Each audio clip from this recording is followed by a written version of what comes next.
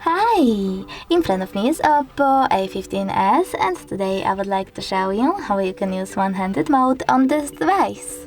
First of all, go into Tab menu. Now you need to find one-handed mode icon and click on it.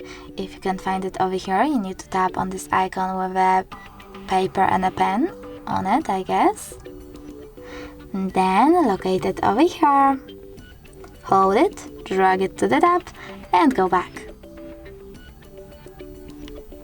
Go on. Now when you click on it, one-handed mode is on. You can change placement of it by tapping on this icon at the bottom right or left corner. You can also go back by tapping on this one at the top right or left.